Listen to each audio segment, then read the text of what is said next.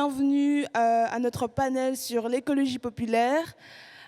Pour les personnes qui viennent pour la première fois ce week-end, vous êtes au Climate Justice Camp, c'est un plaisir de vous recevoir. Ce panel va durer jusqu'à maximum 22h30. Je vais avoir une discussion avec les personnes qui sont autour de moi et qui vont se présenter. Donc, ce panel, je vais rapidement l'introduire en vous rappelant déjà qu'il y a de la traduction. Dus voor de mensen die vertaling nodig hebben, zijn vertalingen in the back, dus in Nederlands. En there is ook translation in English for the people who need, because this panel is going to be in French. Donc voilà, pour les traductions, vous pouvez aller là-bas, il y a tout ce qu'il faut. Donc, qui vous présente ce soir ce panel? C'est moi-même, Ruth. Je suis membre du Climate Justice Camp depuis plus ou moins 2 ans. Vous pouvez me prénommer il, elle, yel, tout monsieur. Comme ça, quand vous serez en train de réagir pendant la conférence, vous pourrez dire « Oh my gosh, il a dit ça !» Qu'est-ce que je suis, qu'est-ce que je fais? Je suis aujourd'hui là en tant qu'activiste antiraciste, afroféministe, whatever. Tout ce qui peut se retrouver sous une échelle antipatriarcale, antiraciste, décoloniale, anti-cis-hétéronormatif. Voilà, vraiment la totale, vous l'avez ce soir. Et du coup, à ma droite, il y a Yuna et à ma gauche, il y a Marie. Ce soir, il était annoncé que Christine Mailly devait venir, malheureusement, agenda faisant. Des choses se sont mises à notre place, mais on va s'en sortir. Ça va être très très très bien. Et du coup, ce soir, on va tout d'abord commencer par se présenter. Ben voilà, ouais, on va commencer par se présenter et après, je vais introduire vraiment le panel et tout ça. Vas-y, Yuna. Ok, donc bonsoir à tous.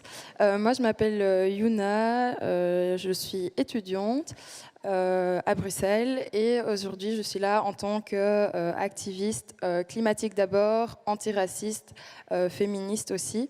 Donc, je m'intéresse un peu à tout ça. Ça fait plusieurs années que je suis activement dans tous les mouvements un peu qui existent à Bruxelles et ailleurs.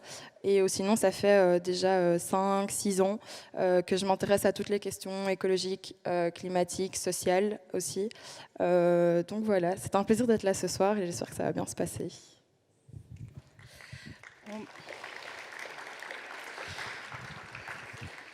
Bon, moi, je suis Marie. Je suis ici en tant que maman solo de 2 ados dans un monde de merde. Je suis ici en tant que gilet jaune, en tant qu'activiste climatique intégrée dans un mouvement Act for Climate Justice. Un grand privilège pour moi parce que ce n'était pas gagné d'avance de là où je viens. Donc on a fait un chouette bout de chemin tous ensemble, même s'il y a encore beaucoup de travail à faire pour que la lutte sociale et climatique soit une seule lutte.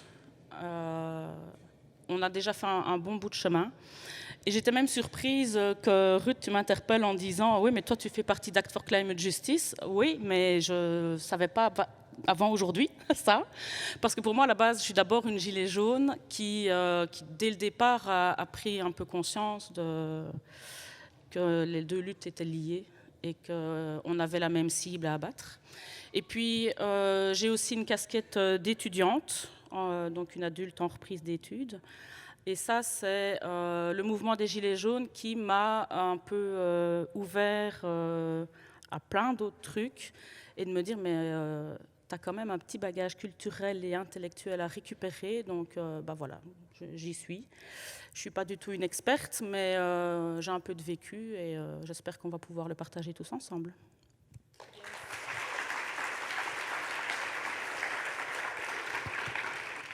Je vais juste, Marie m'y fait penser, je vais juste rajouter, moi j'ai longtemps été affiliée à plusieurs mouvements, notamment belges jeunes.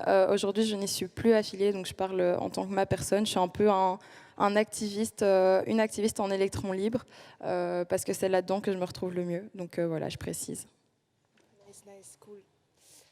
Alors, ma première question pour tous les deux. Et du coup, je répondrai probablement aussi aux questions pour pallier à l'absence de Christine Maï. Mais donc, je vais vous demander un peu de parler de votre engagement dans le mouvement climat. Comment est-ce que vous en êtes arrivé là, déjà? Et, et ouais, après, en fait, un peu de votre perspective, de votre vécu. Et peut-être aussi, après, vous pouvez peut-être directement rentrer dans, pour vous, qu'est-ce que ça voulait signifier, en fait, de parler d'écologie de manière sociale, de manière populaire, etc. Qui veut commencer? Du coup, moi, j'ai un peu toujours pas baigné dans l'écologie, mais beaucoup le questionnement. Donc en fait, je suis née d'une mère sénégalaise, un père belge. Donc j'ai eu énormément, en grandissant, j'ai eu beaucoup de contrastes entre mes deux familles, énormément de questions. Et vers mes 13, 14, 15 ans, je me suis vraiment questionnée de pourquoi est-ce que notre monde était dans cet état-là. Comment ça se fait qu'on était arrivé à une situation que moi je jugeais à ce moment-là catastrophique, que je juge toujours catastrophique aujourd'hui. Et c'est via mes parents que je me suis rendu compte qu'il y avait vraiment deux pans de l'histoire à exploiter. Et donc voilà, j'étais un peu cette adolescente conscientisée, mais en même temps pas informée. Donc j'avais conscience que ça n'allait pas bien. J'avais pas toutes les infos, j'avais pas l'impression de pouvoir faire grand-chose. Et donc j'avais un peu cette rage en moi de me dire mais purée, pourquoi les choses bougent pas? J'idéalisais beaucoup aussi les politiciens, de me dire mais ils ont le pouvoir, ils sont au pouvoir, ils ont été élus pour ça, pourquoi est-ce que ça bouge pas? Donc voilà, vous pouvez bien imaginer qu'en tant qu'adolescente de 15 ans, c'était beaucoup de questions dans une petite tête. Et du coup, j'ai commencé à chercher des réponses, des moyens d'action.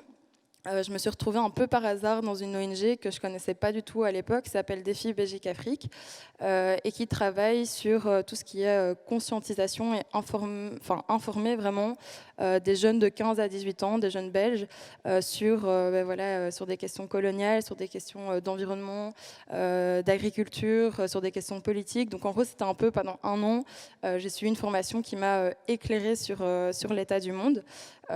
Et après ça, je me suis rendu compte que 15 ans, 16 ou plus vieux, on pouvait déjà agir un peu à notre échelle.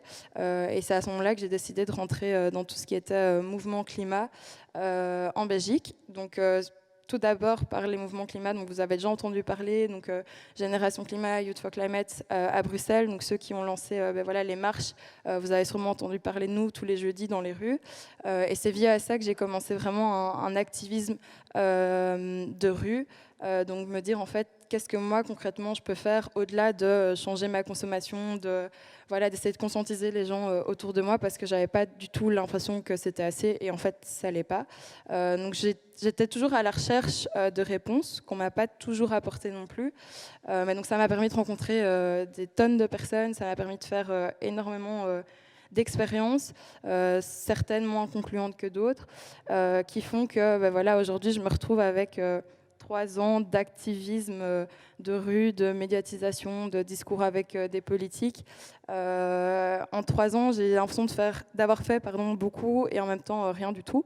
Parce qu'on a l'impression, j'ai eu beaucoup l'impression au tout début, de manière très peut-être idéaliste, de faire bouger les choses, d'informer les gens, de conscientiser les gens, et j'avais cette impression que plus on allait être informé, plus on allait être une masse à aller dans la rue, mieux ça irait. Et puis en fait, je me suis rendu compte que pas spécialement et qu'il fallait faire toujours plus.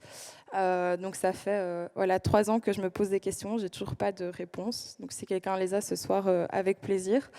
Donc voilà, j'ai un parcours un peu aléatoire. Je me suis un peu promenée où je pouvais aller chercher des informations, de la motivation, de l'énergie aussi. On a parlé ce matin de santé mentale dans l'activisme. Ça m'a bien parlé, parce que cette idée de se nourrir des autres, du savoir des autres, mais juste aussi de leur présence, et de pouvoir dire en fait, je suis dans la merde, mais on est plusieurs à être dedans, ça fait du bien aussi. Et puis, plus on remue, plus ça bouge. C'est à peu près ça. Voilà. Non, super. Et c'est pas que du l'activisme, c'est un chemin, quoi. C'est un chemin. Du coup, maintenant, j'ai du mal à me dire militante, activiste, parce qu'en fait, j'ai l'impression que c'est un peu... maintenant que je suis informée et conscientisée, ça fait un peu partie de moi.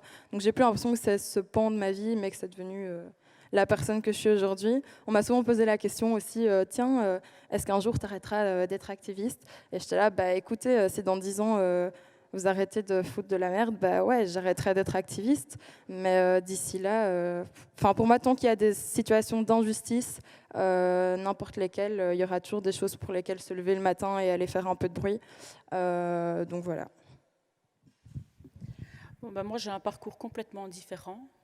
Je me suis réveillée, je pense, à 37 ans, parce que déjà pas très intéressée par la politique, par ce monde qui pour moi ne me concernait pas. Moi, je viens d'un milieu un peu, enfin pas un peu, complètement prolétaire, et donc les fins de mois hyper compliquées, et donc tous ces soucis de faire bouger le monde, c'était pas très présent pour moi en tout cas.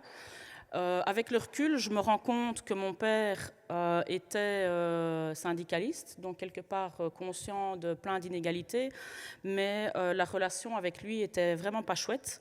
Donc tout ce qui venait de lui était de toute façon de la merde, et donc j'ai pas prêté attention à son discours. Lui était vraiment quelqu'un qui était fort intéressé par la politique et par toutes les inégalités. D'ailleurs, ma mère me dit maintenant que je lui ressemble, et ça m'agace très fortement, mais voilà, j'ai apparemment gardé les bons côtés de lui. Il ressemblait à son père, vraiment, dites-le moi. En tout cas, moi, je ne voulais pas, et il semblerait que, malgré moi, il y ait des gènes quand même, tu vois, qui restent. Et donc, un jour, comment je suis devenue, moi, active, c'est mon fils, qui est un peu en train de décrocher à l'école, qui cherche un peu sa voie et qui ne sait pas trop ce qu'il va faire de sa vie, et moi qui ai quand même envie, malgré tout, qu'il ait un diplôme, parce que je sais l'importance qu'un diplôme peut avoir dans la vie aujourd'hui. Et il me dit, maman, de toute façon, à quoi est-ce que ça va servir? De toute façon, j'aurai quand même pas de job.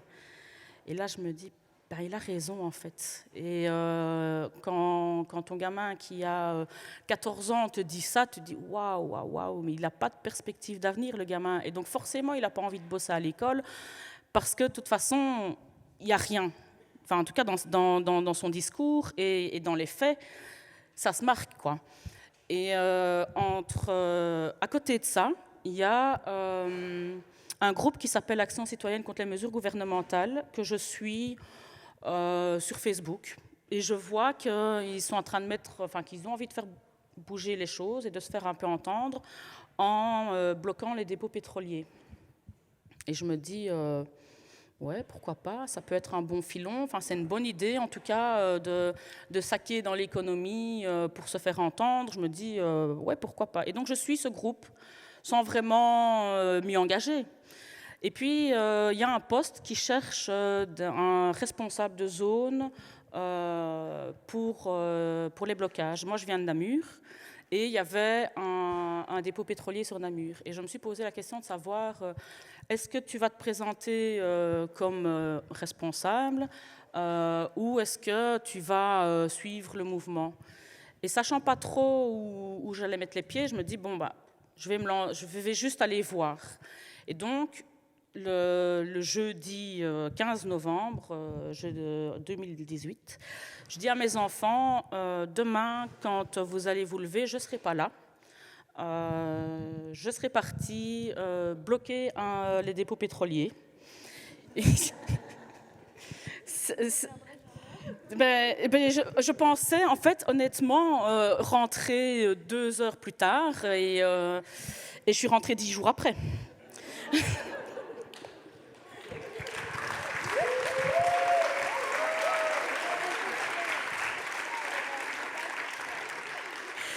Donc, sur les 10 jours, entre-temps, je suis toute seule, mais ils ont quand même un papa qui gère certaines choses.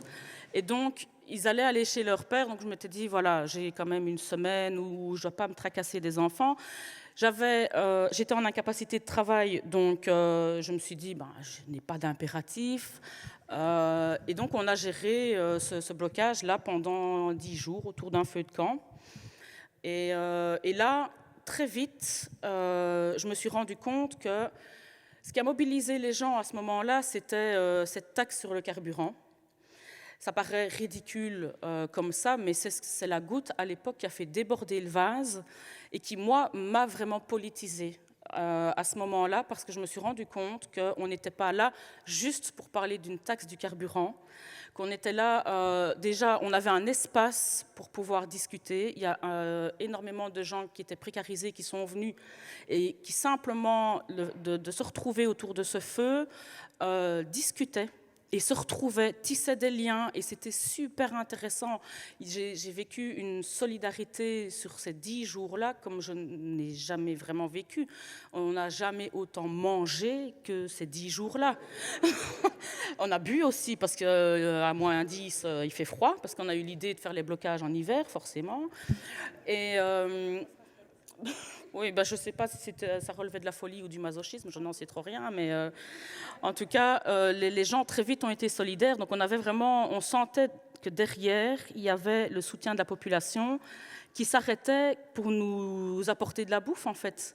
On avait de la soupe, il y avait tout ce qu'on pouvait, et de trop. Et donc très vite, on s'est rendu compte que c'était énorme, et en tout cas sur Namur, on a bougé. Et tout ce qui était de trop a été redistribué aux personnes qui étaient sans abri dans Namur. À côté de ça, il y a le dépôt pétrolier de Feluy, où là, ça part complètement en vrille. C'est guerre civile, clairement, mais l'objectif était atteint pour nous. L'idée était d'arrêter Feluy pour mettre à sec les pompes. Et ouais, c'est marrant, mais ça a marché. Il y a certaines pompes qui étaient quand même à sec. Ça n'a pas été fort médiatisé, parce que forcément, un truc qui fonctionne bien, on ne va pas aller le crier sur les toits, mais il y avait quand même plus de 1500 pompes qui étaient à sec. Et le fait que Feluy soit arrêté, c'était le cœur névralgique. On savait que le dépôt pétrolier de Namur n'était pas stratégiquement un lieu à prendre, mais il avait cette visibilité qui donnait, entre guillemets, la bonne image des Gilets jaunes. Et puis, j'ai fait une rencontre. Un activiste de Bruxelles, de Act for Climate Justice, est venu sur les blocages des dépôts pétroliers à Namur. Et de là est partie une franche amitié, une rencontre d'un tout autre univers que le mien, et eux, du leur. Et c'est comme ça que moi, je suis arrivée dans Act for Climate Justice, où j'ai fait ma première marche climatique le 2 décembre, où là, super mauvaise expérience, parce qu'un méga mépris de classe. Je me suis vraiment pas sentie à ma place, alors que j'avais ma place, mais c'était pas perçu comme ça. On n'avait rien à faire dans cette lutte climatique. Et puis, de cette rencontre, on a fait des actions en commun avec les Gilets jaunes et Act for Climate Justice. Et la victoire qu'on a eue là maintenant, c'est qu'en tout cas, dans les mouvements radicaux climatiques, on parle écologie et sociale. Bon, il y a encore énormément de boulot à faire, mais voilà. Donc moi, je suis, politisée depuis 3 ans. Et depuis 3 ans, on me donne un espace de parole que systématiquement je prends, parce que du milieu dans lequel je viens, on ne nous donne pas souvent la parole. Et donc, chaque fois qu'on me donne l'opportunité de parler, je parle. Même si ce n'est pas toujours... je ne suis pas une experte, je n'ai pas fait de grandes études, j'ai juste une histoire et un vécu, quoi. Donc, voilà. Mais en soi, c'est un...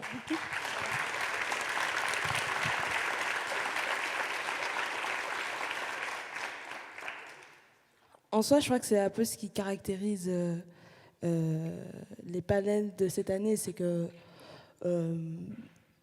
en soi, moi, c'est une histoire peut-être un peu plus similaire que Yuna, mais peut-être aussi différente. C'est qu'en soi, on vient avec notre vécu, et c'est comme ça qu'on a créé nos expertises, en fait.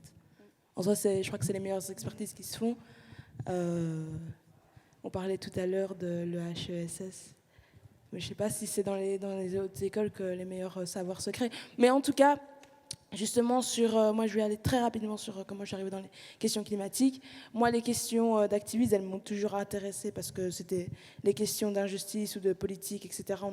On en discutait toujours chez moi parce que je suis d'origine congolaise, je suis née en Belgique, du coup les questions de rapport par rapport à la diaspora, ça a toujours été des questions qui sont discutées. Donc il y avait toujours moyen d'insérer des questions de politique à la maison. Assez rapidement, je crois qu'aussi, plus ou moins à ton âge, j'ai commencé à m'intéresser aux questions d'activisme, etc., de voir qu'est-ce qui se faisait. Je suis passée même par Oxfam, aller savoir comment, vraiment. Genre, des erreurs comme ça de parcours, mais ça se fait. Et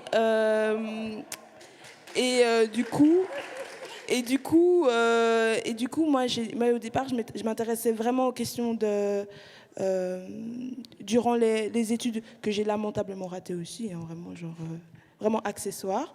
Je m'intéressais aux questions de défense des droits étudiants, et c'est là qu'un peu je me suis intéressée aux questions de féminisme, et ensuite aux questions écologiques, que je trouverais vraiment fascinantes. Mais en tout cas, je trouvais que la représentativité qu'il y avait des personnes racisées ou et principalement des personnes noires, ça me parlait pas trop parce que moi je viens de 5 minutes d'ici, je viens d'Anderlecht, et le reste de mon adolescence je l'ai vécu dans l'autre ghetto du nord de Laken. Donc pour moi c'était vraiment il y avait quelque chose d'intéressant dans le fait de pouvoir participer à ces marches, à ces actions, etc. Mais en même temps, il y avait quelque chose, je me disais, en fait, il y a un déni total, il y a un mépris total qui existe autant de classes, mais aussi de tellement plein d'autres choses, en fait. Et peut-être que j'aimerais bien revenir, en fait, sur ce... On était tous à la marche du 2 décembre. Hein. On était, voilà. La marche du 2 décembre, c'était une marche, comment dire, vraiment, genre spectaculaire parce que, je sais pas, 20 000 personnes, 70 000 personnes dans les rues de Bruxelles, enfin, mais c'était du jamais vu. Mais du coup, il faut quand même se dire que pour avoir 70 000 personnes dans une rue, il y a quand même beaucoup de chances que ces 70 000 personnes ne soient pas vraiment d'accord sur tout, quoi. Donc, il y a, genre vraiment... Les gilets jaunes. Genre, par exemple. Par exemple, donc il y a des gens qui se disent « Ah, mais c'est bizarre, les gilets jaunes, c'est quand même vu comme un mouvement vraiment violent. Ils arrêtent l'économie, mais comment est-ce qu'on fait tourner les pays comme ça il faut pouvoir interpeller les politiques. » Donc vraiment dans des discours assez réformistes, institutionnels. Moi, je sais qu'au bout d'un moment, j'ai vraiment eu un détachement émotionnel en fait avec le mouvement climatique. Je me suis dit, je peux faire ce que je peux faire là où je le fais, mais tout le reste là, ça m'intéressait pas. Et j'aimerais bien justement qu'on arrive un peu au moment là où on se dit, en fait, c'est quoi ce rapport écologie-classe que que les milieux écologistes n'arrivaient pas à saisir, quoi. De savoir en fait que on vit dans un monde là où les personnes qui arrivent à mieux gérer un portefeuille, en fait, ce sont les personnes précaires. Je veux dire, toutes les personnes précaires savent compter en paquets de frites, en paquets de pommes, etc. Savent compter les gouttes d'eau qu'elles ont utilisées pour la douche, etc. Mais ça, les milieux écologistes, ils vivent dans un discours assez hors sol de l'empreinte carbone, de savoir des petits gestes qui, en fait, finalement, ces petits gestes, en fait, que des personnes privilégiées n'ont jamais dû faire, en fait, de savoir, en fait, comment consommer, de comment habiter une terre de manière à pas juste étendre sa belle villa, etc. Et donc de pouvoir vivre comme ça. Et donc peut-être juste un peu votre point de vue sur comment est-ce que vous avez, enfin même directement, ce point de vue entre le rapport entre classe et écologie, comment est-ce qu'il s'est créé et qu'est-ce que vous avez vu aussi dans ces mouvements en Belgique justement? Du coup, moi je vais réagir un peu sur tout ce que vous avez dit. Moi d'ailleurs, quand tu parlais de comment tu es arrivé dans les mouvements, moi c'était complètement par hasard. En fait, on m'a donné un espace de parole, d'abord dans les médias, et puis je me suis en fait entourée de personnes qui m'écoutaient. Et donc j'ai saisi cet espace. D'abord, pour pas vous cacher, à mes 17 ans, j'étais là en mode « trop chouette, je vais passer à la télé, je vais pouvoir parler écologie ». Et puis... Ah, trop chouette, maman, t'es populaire maintenant. Je dis, ouais, Voilà. ouais, populaire, c'est bon, quoi. Et donc je suis arrivée là-dedans un peu comme ça par curiosité personnelle de me dire ça va être une chouette expérience, ça va être pour moi enrichissant. Et puis j'y suis restée parce que je me suis rendu compte en fait que c'était un privilège qu'on m'avait donné. Pour une personne privilégiée, un privilège de plus que je devais user le plus possible à bon escient et puis porter la voix de ceux qu'on n'écoute pas ou qu'on ne veut pas entendre. Et puis, oui, alors tu parlais de ce lien lutte des classes, lutte climatique. Moi, c'est quelque chose qui m'a énormément froissée en fait, dans le mouvement écologique, surtout le mouvement jeune en Belgique. C'est qu'on a beaucoup essayé, on a beaucoup parlé de convergence des luttes, on a beaucoup essayé de se dire tiens, on va faire un truc avec plein de monde parce que fin du mois, fin du monde, même combat. Mais quand c'est des jeunes de 18 ans qui viennent de milieux privilégiés, qui vous disent fin du mois, fin du monde, même combat, et que c'est eux qui sont à la tête des mouvements écologiques, on se rend compte qu'il y a déjà un problème parce qu'ils ne comprennent pas de quoi ils parlent, parce qu'ils n'ont pas vécu la situation, parce qu'ils n'ont pas non plus cherché à aller plus loin, à rencontrer des gens qui sortent de milieux précarisés et donc qui, eux, savent de quoi ils parlent. Et donc moi, ça a été longtemps une lutte interne de me dire, mais en fait, moi, je suis bien où je suis dans le sens où j'ai la parole, je sais que voilà, je peux porter un discours que énormément de personnes portent avec moi.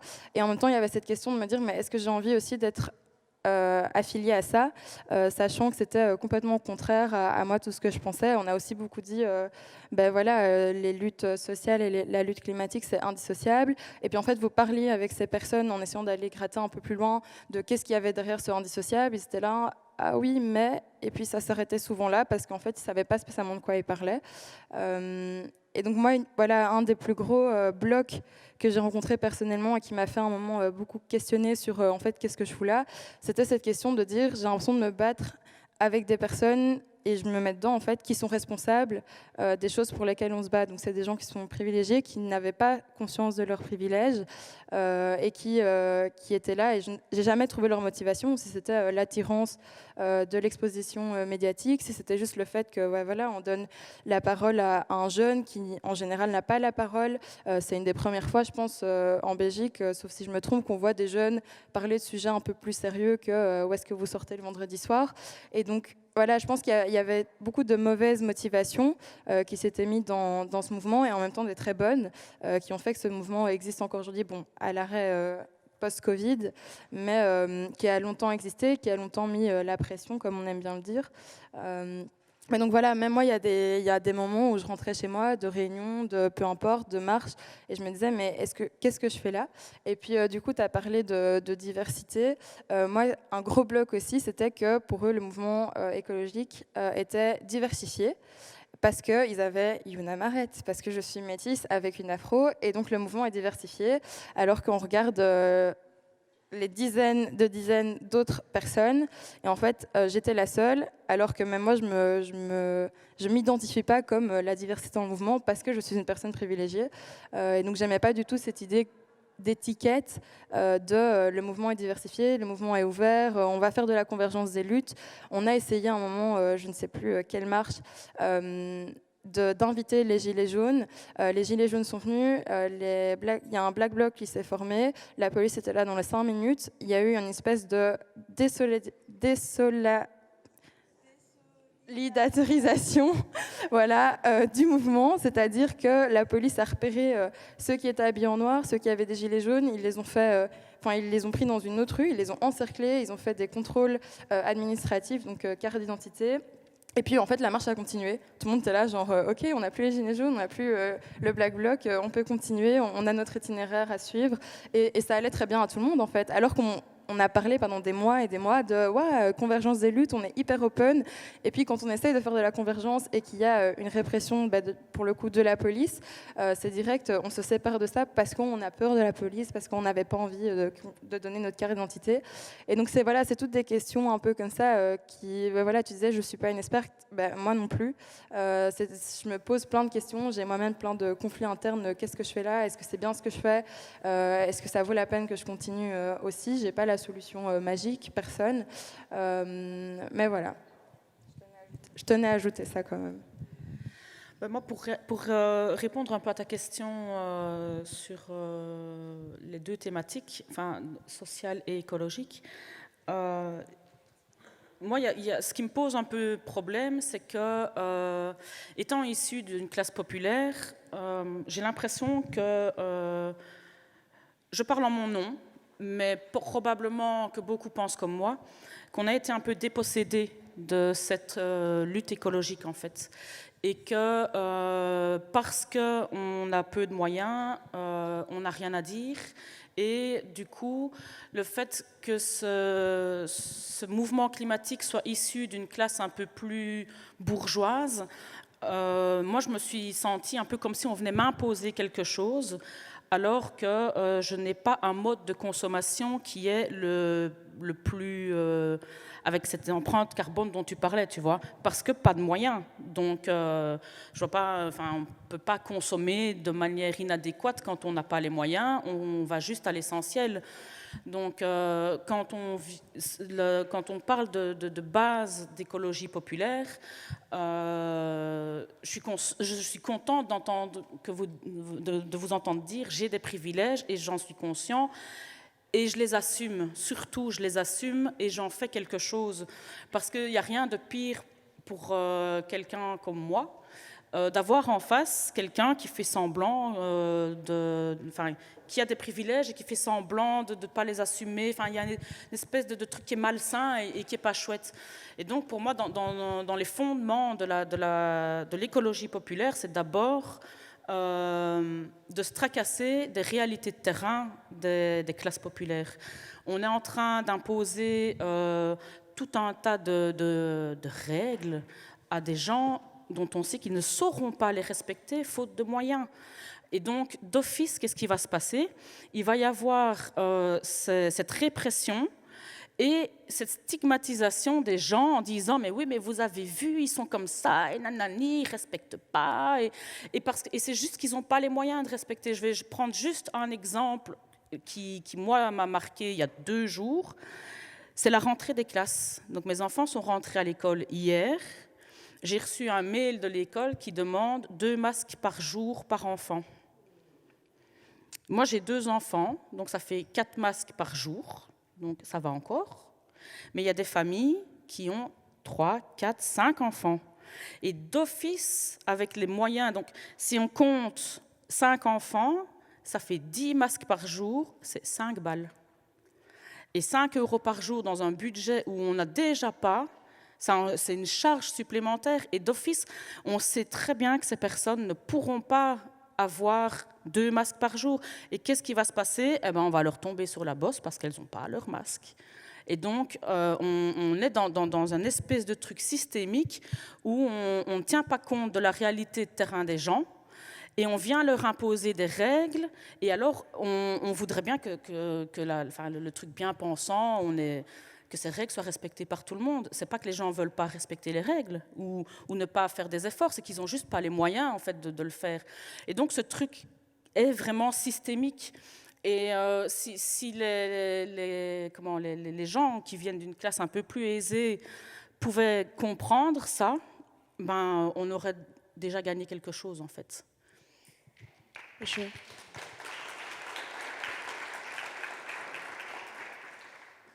Je crois que je vais répondre après sur cette question et partir sur autre chose. Justement, sur cette question d'analyser en fait ce qui se passe en fait dans la réalité. Je dis souvent que j'aime pas militer avec des gens qui ont découvert l'activisme dans leurs cours de sociaux. Pas parce que j'ai pas aimé mon cours de sociaux, mais c'est juste parce que le vécu, c'est en général là qu'on apprend que l'activisme, c'est une question de survie, en fait. Ça peut être... on peut créer des idéologies, on peut créer plein de choses qui sont nécessaires pour faire qu'un mouvement fonctionne, pour faire qu'une lutte ait un but crédible et des stratégies et des moyens de réussir. Mais découvrir l'activisme dans son cours de sociaux, c'est pas la même chose de savoir en fait qu'est-ce que c'est survivre jour le jour, de rentrer chez soi et se dire bon, peut-être que ce soir je vais pas manger, who knows, maybe not. Et je crois que ça c'est quelque chose que qu'en fait, moi, je sais que dans les mouvements écolos et de même dans les mouvements là où je milite majoritairement, c'est toujours quelque chose que je me suis dit, mais en fait, je suis à côté de personnes, en fait, elles savent vraiment pas de quoi elles parlent, en fait. Elles savent pas de quoi elles parlent, et justement, j'aimerais bien revenir sur cette notion qui a été pas mal abordée ces 2 dernières années. C'est la notion d'effondrement. Et you know what I'm talking about. Et si je devais faire un résumé vraiment très succinct, ce serait l'idée réelle qu'on est face à des dérèglements climatiques importants et en fait qu'on va devoir faire face à des catastrophes climatiques qui ne nous ont pas précédés, en tout cas pour nous, les vivants de maintenant, depuis les centaines, etc. d'années, quoi. Mais, et du coup, face à ça, les mouvements climatiques qui s'emparent de ces théories qu'on dit effondristes, c'est justement, nous avons une urgence à laquelle on doit répondre.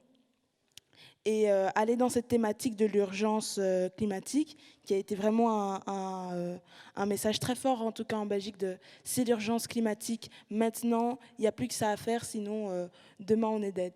Alors là, je me suis dit, vraiment, donc il y a des gens qui ne savent pas encore comment manger, mais toi, tu penses que la montée des eaux qui va peut-être même pas toucher la Belgique, elle va peut-être aller toucher l'île que la Belgique a été colonisée, mais toi, tu viens me dire qu'il y a une urgence.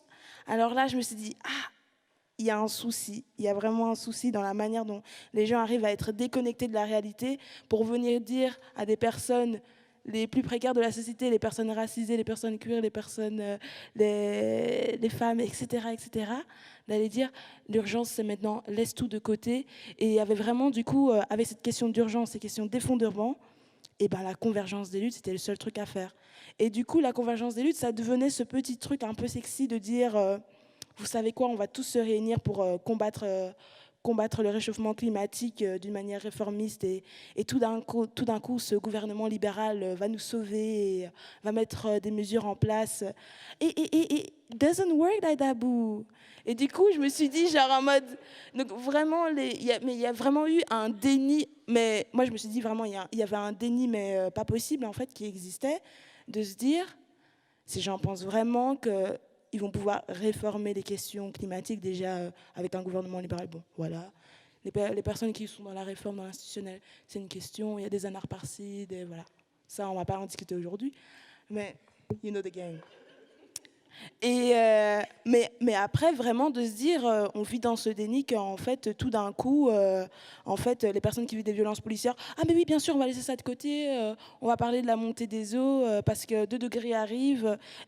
Doesn't work like that. Genre, c'est vraiment ça, ce truc. Et donc, je voudrais un peu avoir votre avis sur justement ces questions ces stratégies, plutôt même d'urgence, de dire, en fait, il y a une urgence unique à laquelle tout le monde devrait répondre, prendre son beeper et dire, ouh, c'est maintenant.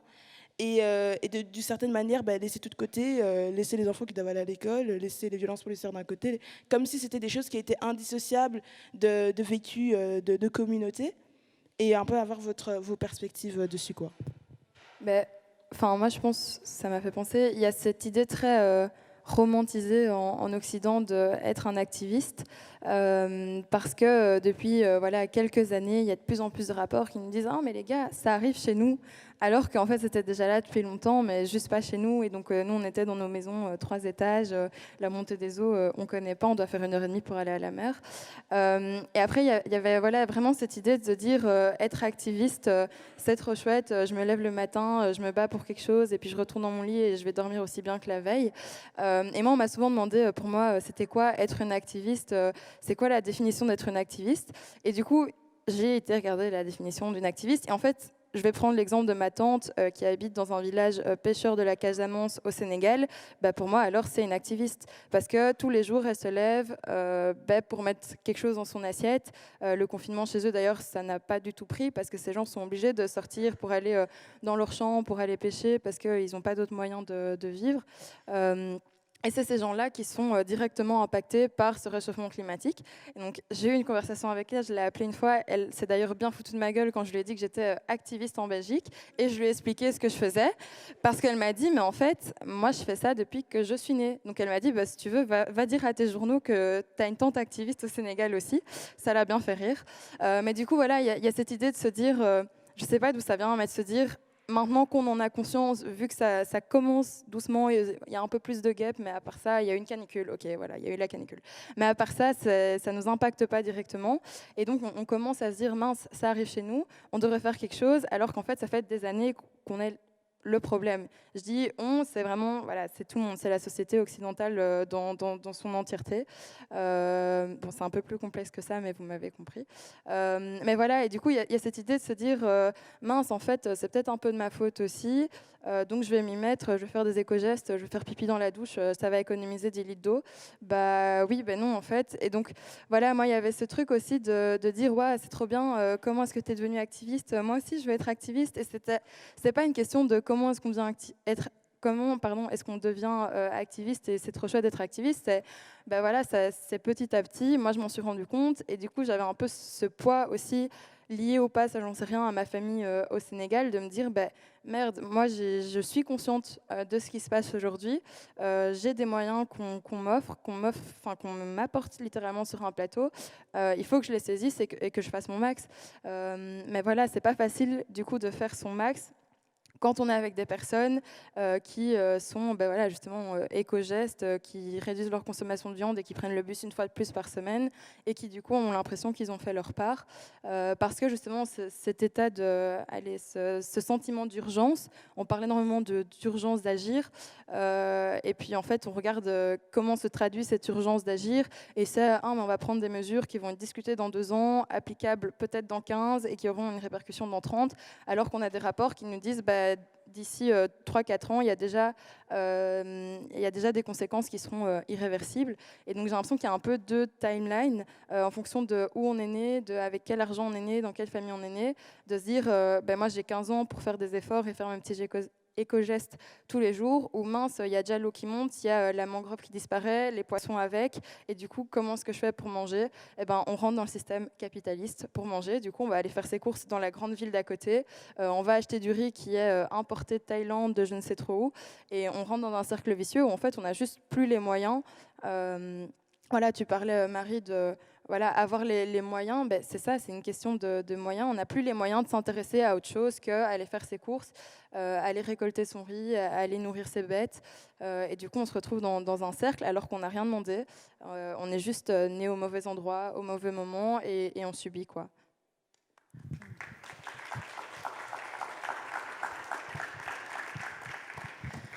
Et moi, dans cette notion d'effondrement, la seule urgence que je voyais, c'était de donner à manger à mes enfants.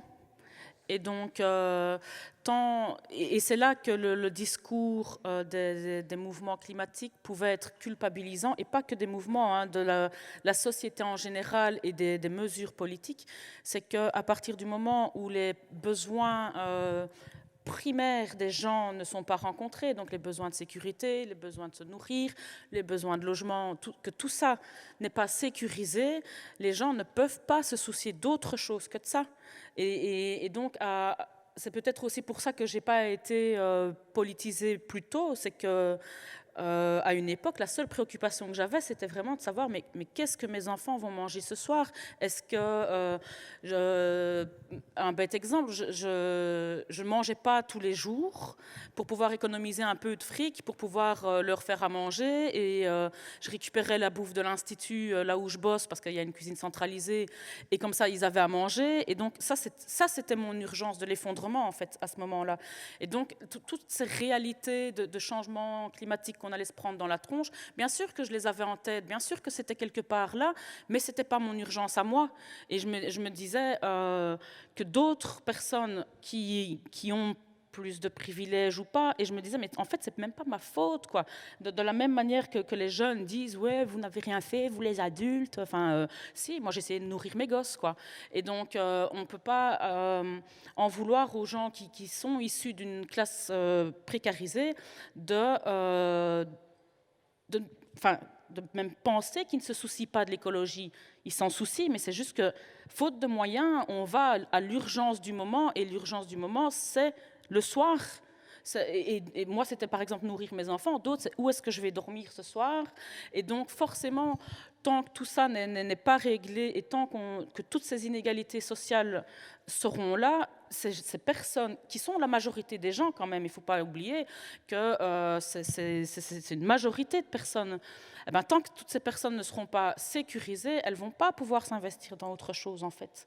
Et c'est ça pour moi, le drame de l'effondrement, c'est qu'on oublie que les petites gens seront les premiers encore touchés par ces changements climatiques qui vont se prendre dans la tronche, et tous ces petits éco-gestes qu'une classe plus aisée peut faire, mais les gens qui sont précarisés, ça fait des années qu'ils le font.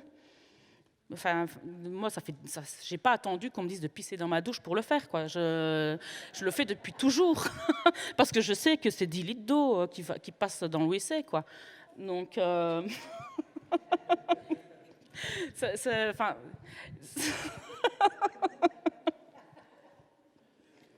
Excuse-moi. Donc voilà. Un peu pudique, c'est juste ça. Non, de la même manière qu'on va pouvoir culpabiliser les gens de prendre leur bagnole. Enfin, c'est con, mais moi, j'ai pas d'autre choix que de prendre ma caisse. Pour m'en sortir, je bosse de nuit. Mais il n'y a pas de bus qui va me conduire à mon boulot pour l'heure à laquelle je dois arriver bosser. Donc, ouais, j'ai une bagnole et je l'utilise tous les jours. Mais tant qu'on ne va pas m'offrir une offre de transport en commun qui me permettra de laisser tomber ma bagnole, eh ben, je vais la prendre. Mais alors qu'on ne vienne pas me taxer encore moi plus parce que je suis obligée de prendre ma voiture. Donc c'est ça un peu tout ça, les bases de l'écologie populaire, c'est de se rendre compte qu'à un moment donné, c'est systémique en fait. Il ne faut pas faire porter le chapeau aux personnes. C'est tout le système qu'il faut revoir en fait.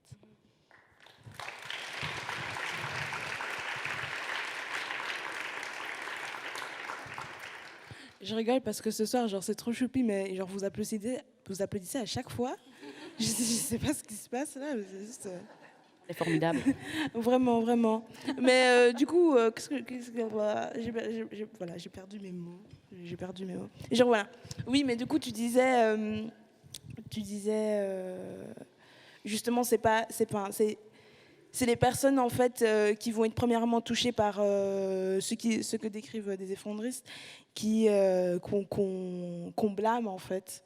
Et j'avais un peu envie de revenir sur ça en disant, ben, c'est ça ce qui manque en fait souvent dans les questions d'écologie mainstream, c'est qu'en fait on a cette notion humaine en fait aussi de l'écologie est assez absente en fait,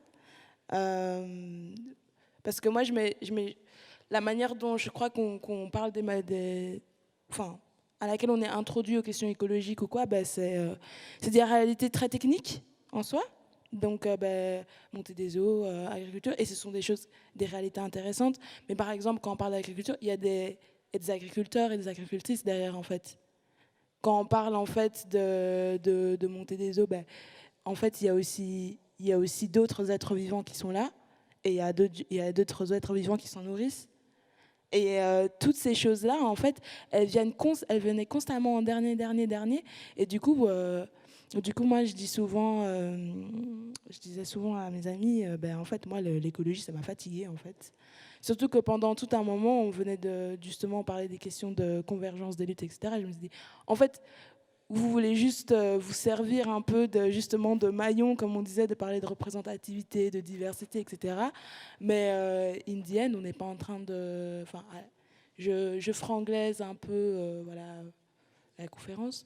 Mais en fait, à la fin, on arrive à rien. Surtout que, comme on le disait, dans la notion systémique, en fait, la notion en fait de vivre dans une société capitaliste, dans une société qui est là pour produire à souhait, pour en produire des déchets, pour extractiviste qui va extraire littéralement tout du sol, mais aussi de soumettre en esclavage des gens pour extraire tout de leur vie. En fait, tout ça, c'est des choses qui ne sont pas assez critiquées, qui ne sont pas assez là où les mouvements mainstream, en fait, vont même pas du tout à la racine, ils restent vraiment en surface dans leur nuage de privilèges, sans jamais aller à la source vraiment des problèmes. Alors, peut-être, je sais pas. Donc, on disait souvent qu'on n'avait pas de réponse. Moi, j'ai toujours plein de trucs à dire et tout. Mais est-ce que vous avez, parmi tout ça, en fait, parmi toutes ces expériences, des notions justement de justice populaire, de perspective, en fait, là où vous dites, en fait, moi, j'aimerais bien voir. J'aimerais bien en fait que ces questions d'écologie populaire soient abordées de cette manière-là, qu'on puisse, je sais pas, mobiliser la base. Enfin, voilà, vos perspectives en termes de justice. Est-ce que, et là justement, on peut aborder les questions de est-ce que c'est un gouvernement libéral qu'il faut demander ou pas. Voilà. Enfin, on peut aller sur des terrains glissants, quoi. Vraiment, vraiment. Faut pas hésiter. C'est stable hein, comme scène. Hein, pas de souci. Mais je pense que avant de discuter de la manière dont ces questions sont abordées, il faut voir avec qui elles sont abordées aussi, parce qu'on parle d'écologie populaire vs mainstream, on a parlé de convergence, et en fait, dans toutes ces tentatives de convergence, on a essayé justement de prendre des gens d'autres milieux pour que ce soit plus diversifié. On s'est rendu compte que c'était, enfin moi je me suis rendu compte que c'était toujours les mêmes personnes issus de la même classe, donc des personnes privilégiées, qui se retrouvent toujours entre eux à parler avec des personnes privilégiées du monde de demain, et donc d'un monde qui profiterait aux personnes privilégiées. Et donc je pense que c'est là aussi que l'écologie populaire a son importance, c'est de dire, en fait, on va arrêter d'inviter les personnes concernées, on va se retrouver entre personnes concernées pour créer le monde de demain, l'alternative, vous appelez ça comme vous voulez, mais pour mettre en place le train, quoi.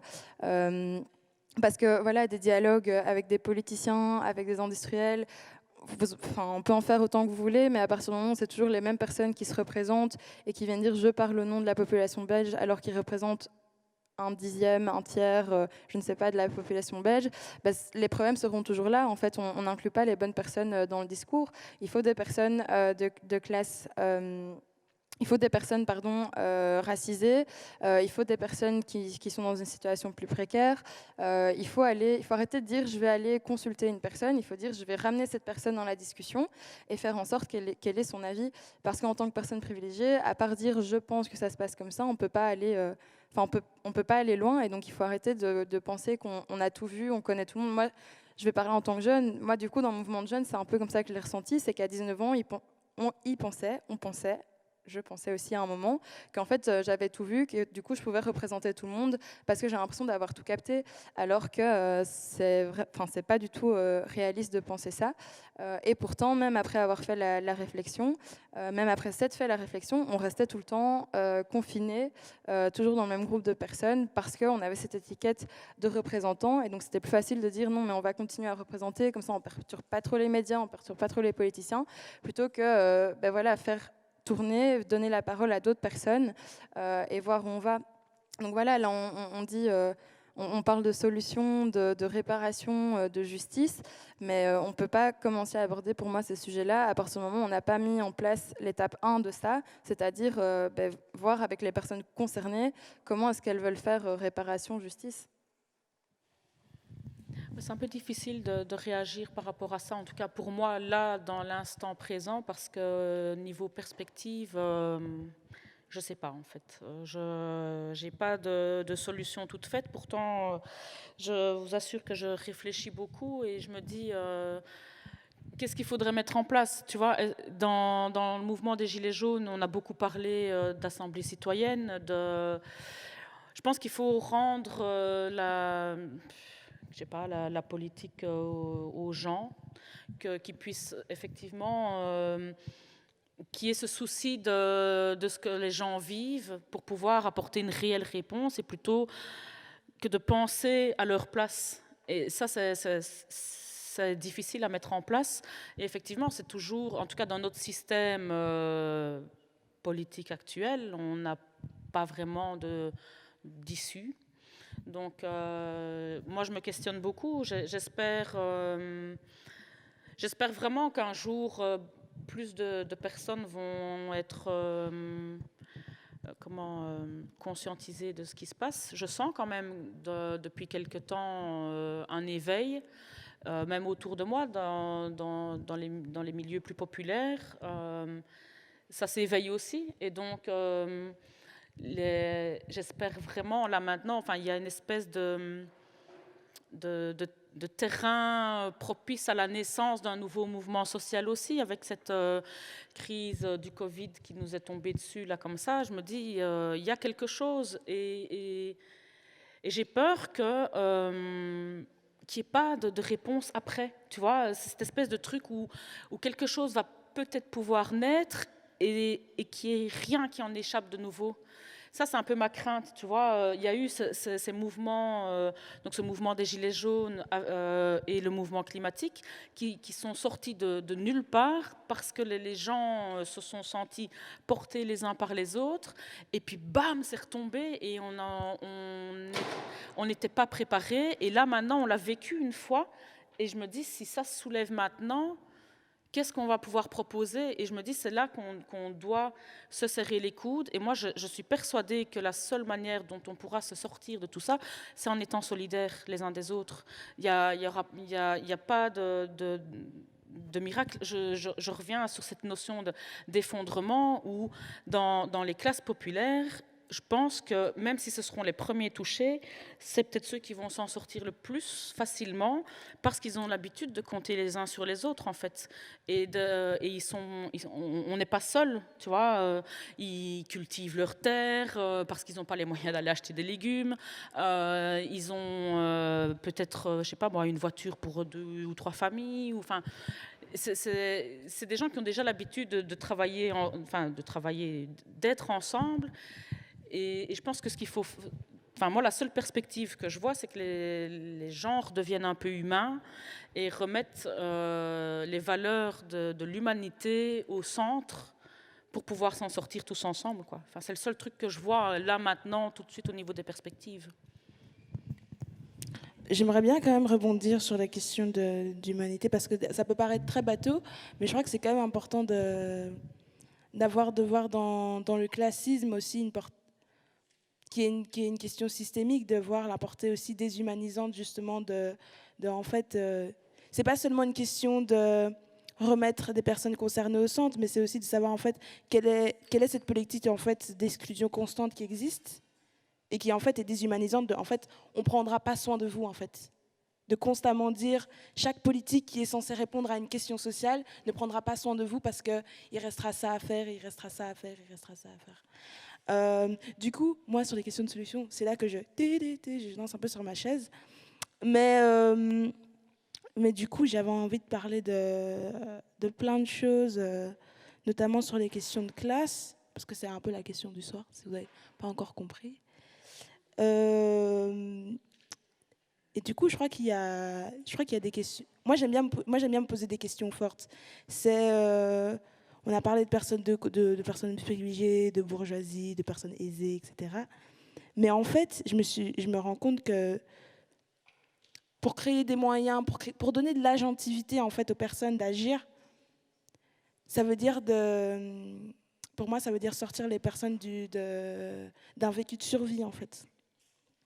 Ça veut dire de pouvoir sortir du jour le jour. Ça veut pouvoir sortir et de l'heure d'après, qu'est-ce que je ferais, et de l'heure d'après, qu'est-ce que je ferais, et de tout ça. Et en fait, je me dis, en fait, dans les classes, dans les classes aisées, bourgeoises, privilégiées, peu importe comment on les appelle, justement de tous ces milieux écologiques mainstream, qui un jour serait prêt à céder son capital ? Qui un jour serait là, genre en mode, mais en fait, c'est vrai, moi je suis plutôt précaire, j'ai un petit CDD 3/5e, c'est juste parfait pour garder ma santé mentale et tout. Mais en fait, ton petit héritage, là, t'es prêt à le céder pour qu'on s'achète un terrain, pour qu'en fait des personnes puissent être nourries, pour qu'en fait on puisse parler de souveraineté alimentaire dans les milieux urbains, dans les milieux populaires. Est-ce que tu serais prêt à faire ça ? Est-ce que des gens seraient prêts à faire ça ? Et moi, je me dis, genre, c'est des solutions ou c'est aussi après des choses qu'on peut réclamer d'une manière ou d'une autre. Mais voilà. C'est surtout souvent des gens qui vont me dire qu'en fait on est, qui vont te répondre en disant on est ensemble, on est dans le même bateau. Moi, pour avoir eu l'occasion de titiller certains politiciens par rapport à ça, aussi de qu'est-ce que vous allez mettre en place si vous en avez, si vous pensez à ça, ils vont te répondre non mais t'inquiète, moi les questions sociales, les questions écologiques, je m'y intéresse parce qu'en fait on est tous ensemble, s'il y a la montée des eaux, s'il y a des canicules, moi aussi je les subis, on est dans le même bateau. Mais en fait oui, ok, on est dans le même bateau, mais toi tu es derrière le gouvernail, moi je suis dans les cales en train de pagayer et c'est quand même toi qui vas ramener l'or et le mettre sur ton compte en banque. Et donc il y a aussi cette idée de représentation. Pour moi, dans la politique, moi, on m'a déjà demandé est-ce que tu as envie de faire de la politique après ? Est-ce que tu vas aller voter ? Pour qui tu vas voter ? Et en fait, j'en ai aucune idée parce que j'ai encore aujourd'hui en Belgique jamais rencontré un seul politicien où je me dis lui, il est dans les cales avec moi. Ou alors, il partage le gouvernail avec toutes les personnes sur le bateau. Et donc, il y a cette idée de dire qu'il y a un. Enfin, pour moi, et c'est pour ça que je ne crois plus dans la politique aujourd'hui, c'est qu'il y a un fossé.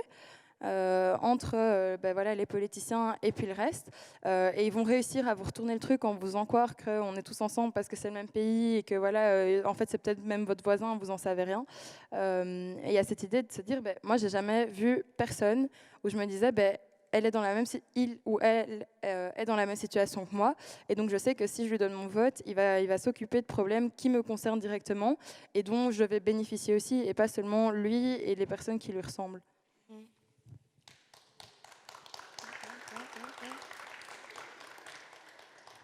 Mais je crois que la question du bateau, on va aussi essayer d'en parler demain lors du panel sur l'écologie décoloniale. Mais moi, maintenant, je déteste particulièrement cette expression de « on est dans le même bateau ».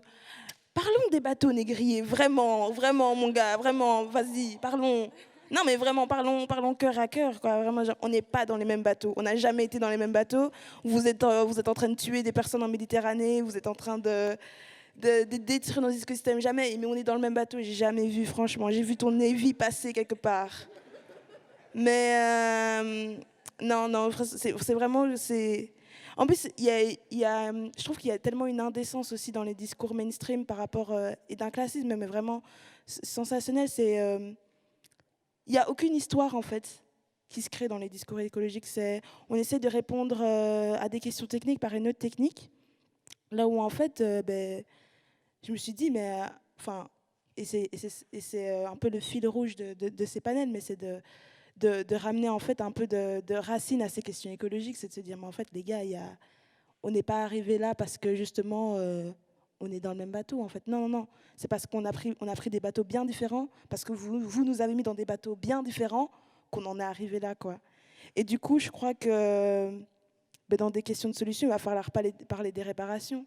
Parce que les questions de réparation, c'est nécessaire. Quand on voit aujourd'hui la situation des pollutions, par exemple, dans les milieux urbains, dans les quartiers populaires, là, on voit, par exemple, il y a des études qui ont été faites en France, qui ont été tout doucement faites en Belgique, par exemple, sur des questions de pollution, mais aussi de questions, du coup, de santé publique dans les quartiers populaires par rapport à la pollution de l'air.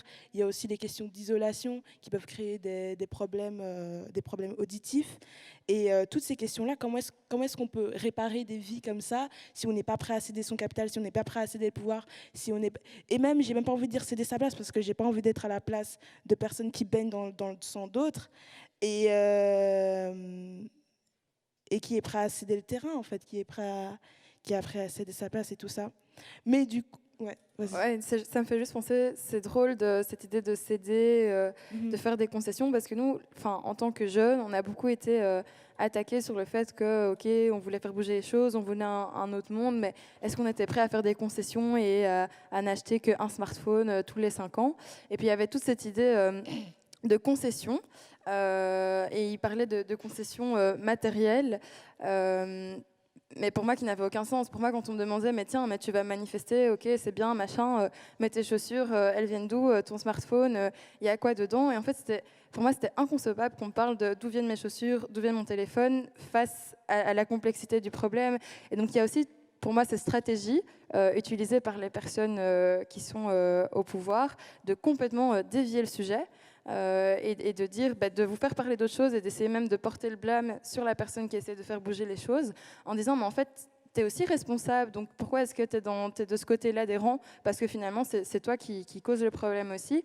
Et du coup, on en revient à cette idée de moyens, de cette idée de est-ce que j'ai le temps, j'ai l'énergie de m'intéresser à à mon smartphone, mes chaussures, machin, quand j'ai l'impression de me battre pour quelque chose de beaucoup plus grand.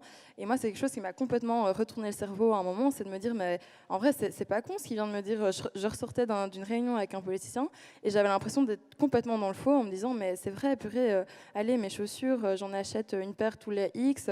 Oh merde, mais mon smartphone, il vient d'où? Et du coup, j'ai l'impression d'être hyper fautive et de pas du tout être à ma place. Et j'avais même l'impression d'être, enfin oui, vraiment de pas du tout être à ma place.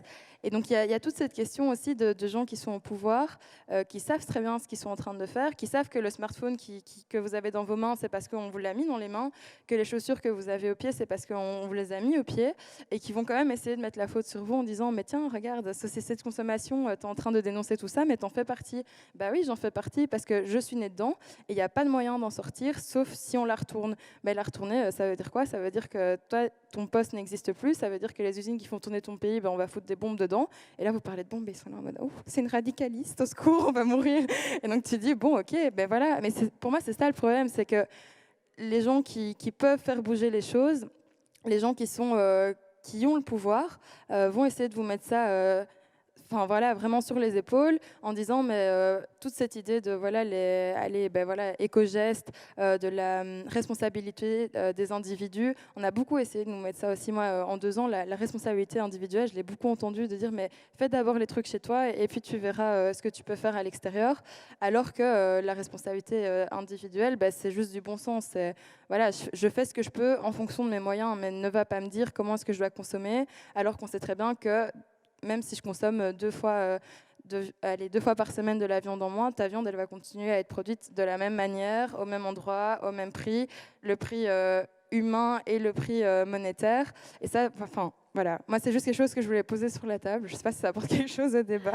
Mais si, voilà. c'est parce que c'est pour moi le truc fondamental qui va faire que nos modes de consommation vont changer, c'est qu'il faut changer le mode de production. Il n'y a pas d'autre solution que celle-là. Mais effectivement, quand tu dis qui est prêt à le faire, qui est prêt réellement à donner de ça pour pouvoir changer ce mode de production. Parce que, comme tu dis, tu n'as pas d'autre choix que d'acheter tes chaussures là ou ton t-shirt là. Et c'est hyper culpabilisant de manière individuelle qu'on vienne te dire, bah ouais, mais t'as vu d'où vient ton t-shirt? Mais après, t'as quoi comme autre choix? Donc forcément, si on ne change pas nos modes de production, les modes de consommation vont sensiblement rester les mêmes, même si individuellement, on fait des efforts et qu'on essaye de rester dans des circuits courts ou des circuits qui sont respectueux. Mais tu as quand même ce mode de production qui fait qu'on consomme. C'est toute l'histoire du capitalisme qui se renourrit. On voit l'exemple là maintenant avec la crise du Covid où on nous vend maintenant des masques avec des logos, des trucs. Et les gens trouvent ça fun. Et parce qu'on est là-dedans. Et que tant qu'on n'ouvrira pas les yeux et que les modes de production ne seront pas inversés, ça ne changera pas en fait. Mais je pense justement en tant que personne privilégiée, j'ai le choix de où je vais acheter mes chaussures, mais il ne faut pas me faire croire que c'est ça le problème du choix que je prends. C'est pas ça. C'est... Enfin voilà, le discours de j'ai le choix, j'ai pas le choix, ça c'est en fonction de chaque personne et de ses moyens, mais qu'on vienne pas me dire que le choix que j'ai fait, c'est le problème, alors qu'on nous dit partout, ouais, il y a urgence, mais attention, c'est de ta faute parce que tu as acheté tes chaussures neuves plutôt qu'en deuxième main, quoi. Enfin, le côté un peu individualisé des questions écologiques qui est en fait juste, mais la question là où elle est pas, c'est... Enfin, structurellement, la Belgique pourrait arrêter de piller le Congo, mais après, peut-être que tes chaussures feront l'affaire, ou peut-être ton smartphone, tu vois, mais je veux dire, genre... Mais ouais, c'est ça, en fait, c'est genre... remettre les pendules à l'heure. Mais on va légèrement arrêter de parler, on va prendre quand même quelques questions. Et du coup, l'idée, c'est quand même de faire des vraies questions. En fait, je vais vous expliquer parce que je ne modère pas comme les autres personnes parfois qui peuvent être sur la scène. Je vais vous arrêter si vous ne faites pas une question, en fait. Non, mais c'est... si vous voulez faire une réaction, venez nous voir. Vous venez nous dire que vous n'avez pas aimé, que vous avez aimé. Si vous n'avez pas aimé, en fait, vous pouvez rentrer. Mais je vais vous arrêter si ce n'est pas vraiment une question, en fait. Donc, comme ça, un maximum de personnes peuvent réagir et tout. S'il y a des choses qu'on n'a pas abordées aussi, n'hésitez pas à poser la question. C'est le moment aussi, c'est l'instant. Fanny est là pour ça. Voilà. Donc, je ne vois rien du tout, mais Fanny vous voit, paraît-il.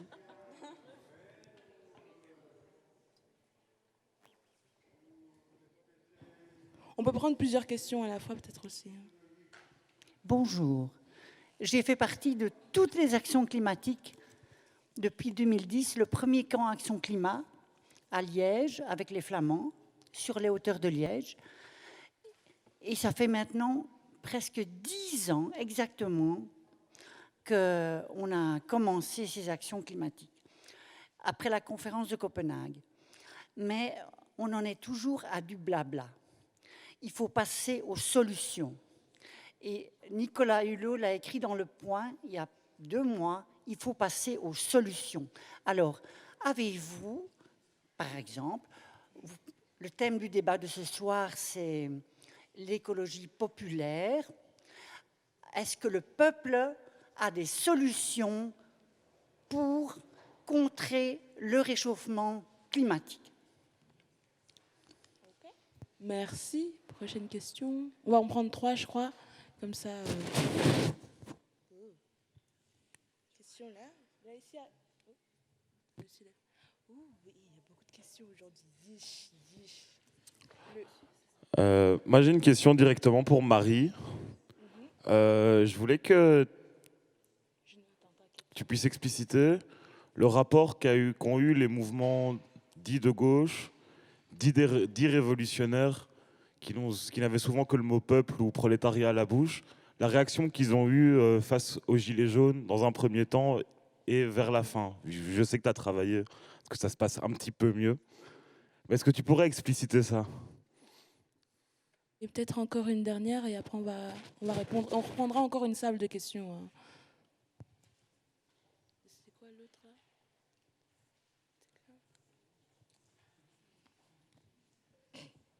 Bonsoir. Dans l'écologie, qu'elle soit végétale ou animale, il y a un nouveau mot aussi qui sort, qui surgit, c'est l'entraide. Et l'entraide, ok. Et je me demandais si c'est des choses que vous aviez pu constater aussi dans vos implications individuelles et mutuelles. Parce qu'il m'a semblé pas nécessairement entendre beaucoup ce mot ce soir. Et c'est vrai qu'à vous entendre parler, j'avais aussi une question. Comment arrive-t-on à graduer le moment où on est dans des positions favorisées, où on est dans des positions plus précarisées? Et ça nous met tout le temps dans une échelle verticale. Et je trouve que l'entraide peut amener une horizontalité et une perspective différente de voir le monde. Et j'ai eu la chance, moi, d'être aidée, parce que sinon, je n'aurais pas d'abri. Voilà. Super. On va quand même essayer de faire des réponses succinctes, comme j'essaie d'avoir le... En fait, je savais que que le débat allait poser beaucoup de questions, et qu'on essayait un peu, voilà. Si vous avez envie de répondre, vous répondez. Si vous n'avez pas envie de répondre, vous ne répondez pas. C'est aussi simple que ça. Voilà. Je veux dire, c'est quand même beaucoup de questions. Donc, écologie populaire, des solutions. Vous voulez que je réponde? Je peux répondre? Tu veux répondre? Est-ce que le peuple a des solutions? Je crois que les solutions que les peuples apportent, que je trouve efficaces, c'est les solidarités communautaires qui existent. Je crois que les solidarités qui se créent dans les communautés, que ce soit entre personnes noires, que ce soit dans les milieux précaires, que ce soit... moi, je vais parler de mon expérience personnelle. Dans ma famille, je viens d'un milieu, en fait, qui, moi, je me suis rendu compte mais beaucoup plus tard, parce que j'étais la cadette, et voilà. Donc, il y avait des questions sur lesquelles j'avais pas nécessairement les yeux sur moi-même. Mais en fait, plus tard, je me suis rendu compte que je venais vraiment d'une famille pauvre, mais pauvre. Mais en fait, l'entraide qui existait et qui devait se créer dans notre communauté était telle que, en fait, on pouvait faire survivre 7, 10, 15 familles, mais de manière à ce que tout le monde aille à l'école, tout le monde soit habillé, tout le monde ait à manger, et nanani, et nanana. Et s'il y a des moments de galère, c'est que telle famille est partie, voilà, il faut rebondir sur des choses et tout. Mais c'est ça. Donc je crois que les solutions concrètes, en fait, qui existent, ce sont ces solutions-là. Ce sont les moments là où les gens se réunissent. Et je ne suis pas de ces personnes qui sont partisanes de penser que des ministres ou des gens ou qui que ce soit peut apporter ces solutions-là. Parce qu'en fait, moi, je pense que des moments de solution existent, mais dans un système vicié, en fait. Mais je pense que ces moments en fait, de solution, on les vit. Moi, je sais que je vis des moments de solution et ce sont les meilleurs moments que je vis. Mais en fait, des solutions à un problème systémique, c'est tout brûlé, quoi. Mais voilà, ça, c'est mon avis. Du coup, Marie... Non, on va pas faire ça à chaque fois, s'il vous plaît. Merci, c'est gentil, mais non. Du coup, Marie, le rapport entre groupe dit révolutionnaire et le rapport qu'ils ont avec les Gilets jaunes de la Genèse jusqu'à la fin, en quelques minutes. Oui, c'est un peu le problème, c'est la réponse succincte en fait. Peut-être juste un parcours, il y a quand même des choses à dire. Oui, mais évidemment qu'il y a des choses à dire. Il y a il y a déjà ce truc où il y a dans les Gilets jaunes, on a ressenti énormément de mépris de classe de la part. C'était un ressenti. Il y a eu réellement du mépris de classe. Tu as parlé justement de cette marche qui, du côté des Gilets jaunes, a été nommée la marche de la honte. Parce que, effectivement, la marche climatique s'est arrêtée. Tous les Gilets jaunes, on leur a dit « allez devant », mais eux étaient là vraiment en soutien et avec tout leur cœur. Et donc, sont passés devant, sans se poser de questions. Et puis, qu'est-ce qui s'est passé ? Eh ben, ils ont été tous nassés. Et puis, il y avait dans le cortège des gens qui, entre guillemets, expulsaient les gilets jaunes. Alors, sortez, vous n'avez rien à faire avec nous. Et puis, la marche a repris son cours. Tout le monde n'a pas été comme ça, parce qu'il y en a où on les a rattrapés et on leur a arraché leurs gilets jaunes en leur disant « restez près de nous, on s'en fout ». Enfin, voilà, on avance. Donc, tout le monde n'est pas à mettre dans le même sac. Mais il y a eu cette espèce de... Je sais pas, de rivalité, comme s'il y avait quelque chose, comme s'il y avait un enjeu, je sais pas lequel en fait. Peut-être, est-ce qu'il y avait cette gêne de la part du mouvement climatique d'être assimilé au mouvement Gilets jaunes, parce que très vite, on nous a collé une étiquette sur le dos de fachos, de fainéants, de poivreaux, enfin tout ce qu'on peut imaginer, de casseurs, alors que la plupart des gens qui sont issus de ce mouvement Gilets jaunes et révolutionnaires sont des gens qui bossent. Et qui bossent et qui sont dans des situations précaires. Donc, se prendre dans la tronche, oui, mais vous êtes des baraquis. Je me suis dit, mais putain, t'es qui, toi, pour me parler comme ça ? Tu sais pas qui je suis, tu connais pas mon histoire, et tu viens me dire que je suis une baraquis. Mais c'est parce que j'ai été bien éduquée, hein, parce que sinon, un coup de boule et on n'en parlait plus, quoi. Mais... Mais les coups de boule, c'est aussi une bonne éducation, mais ça, c'est mon avis. Oui, mais bon, voilà, Et puis après, il y a tout un travail de fond avec des personnes qui s'intéressent vraiment à ce que les différentes classes peuvent vivre et qui ont vraiment envie de faire évoluer le discours et de porter ce discours social et climatique en même temps. Et donc là, il y a vraiment eu une collaboration avec certaines personnes qui fait que maintenant, aujourd'hui, enfin, quand tu m'interpelles en disant je suis Act for Climate Justice, ça me touche parce que quelque part, je me dis on a réussi le job en fait. On a mixé deux mouvements qui étaient totalement différents pour essayer d'arriver à quelque chose de commun. Et c'est là où je peux rebondir directement sur l'entraide, c'est de se serrer les coudes dans cette merde et d'effectivement de créer des liens, de créer des ponts. Et moi, je l'ai dit tout à l'heure, la seule chose qui pour moi va nous porter plus loin, c'est d'être solidaires. Et si on n'est pas solidaires les uns avec les autres, sans que ce soit pris de la classe populaire par un acte de charité et sans que de l'autre côté ce soit perçu genre je fais une bonne action.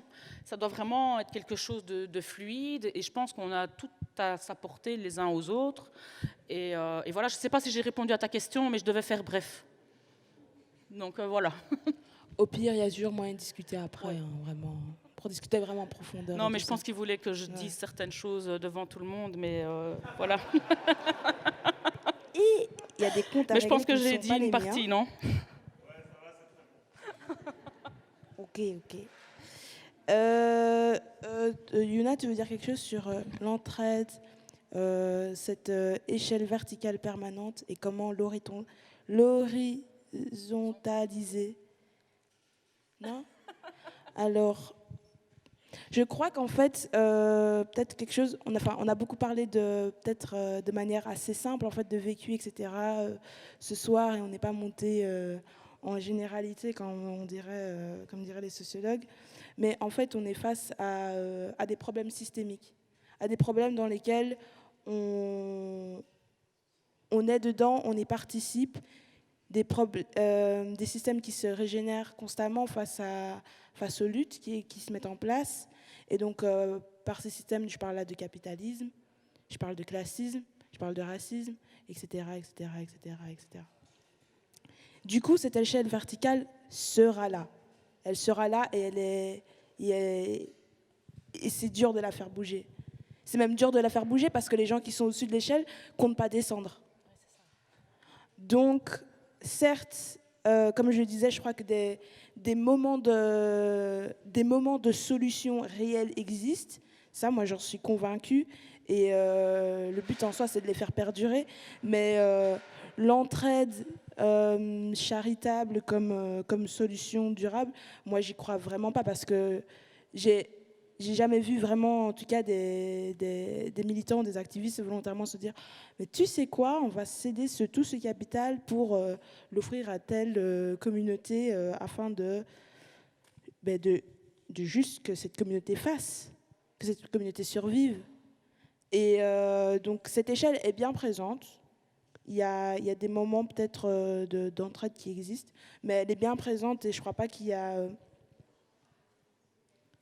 Pour moi, en fait, c'est pas un objectif en soi de... J'ai l'impression que je me suis répété 3 fois en fait aujourd'hui ça, mais dans 3 panels différents. Mais en fait, pour moi, c'est pas un objectif en soi de dire à des gens de descendre de cette échelle, de dire en fait, les blancs, il va falloir que vous compreniez que votre racisme, ça casse les couilles.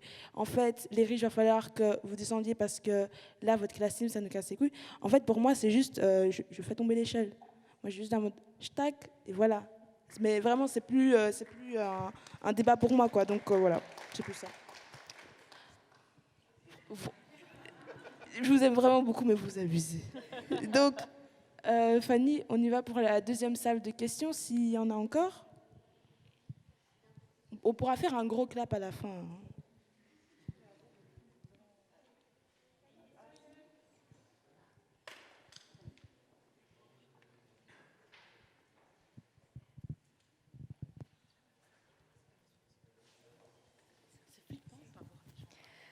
Hein. Bonjour. Merci beaucoup. Je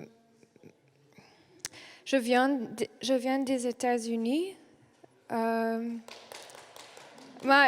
c'est pas très cool. C'est juste mon perspective. Et là, à le moment, il y a un grand mouvement populaire. qui vous connaît probablement, Black Lives Matter. Et là, il y a beaucoup de gens qui sont mobilisés, qui bougent vraiment. Il y a des choses qui changent aussi. Et je pense que c'est parce qu'ils ont des demandes très concrètes, comme là c'est defund police, et là ça marche parce que, à mon avis, ça marche parce que il y a en classe des en race, des African Americans qui ont vraiment conscience de le fait qu'ils sont opprimés par le système, et aussi les gens blancs sont très conscients de ce fait aussi. Moi, c'est quelque chose que j'ai appris dans l'école. J'ai appris sur le Civil Rights Movement et tout ça. Donc là, c'est facile, je pense, de trouver une demande qui peut s'unir tout le monde. Oui, juste la demande de defund the police, donc tout l'argent qui l'État donne à la police, est-ce qu'on peut le donner à des choses pour la culture et sociale? Et est-ce que vous avez une question? Oui, ok, désolé. Mon question, c'est juste qu'est-ce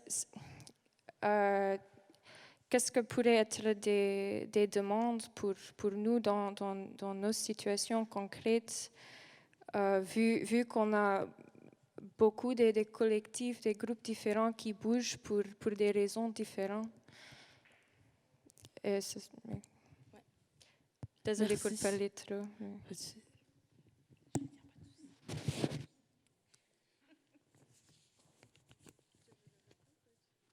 Non, on va prendre Rabia et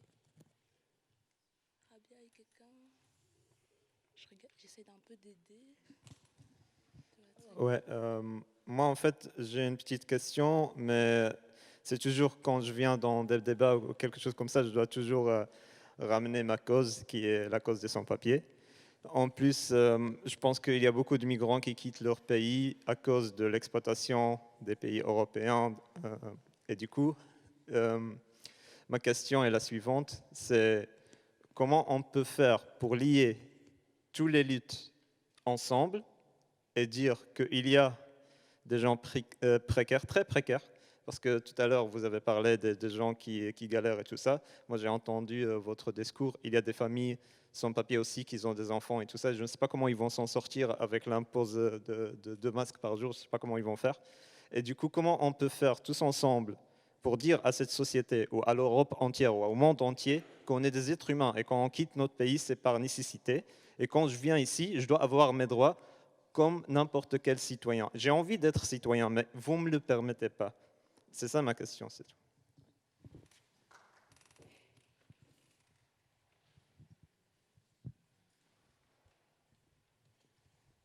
Il y en a une troisième? Il n'y en a pas de troisième? Ah, il y en a... Ouais. Bon, pas là, puis il y en a une là-bas.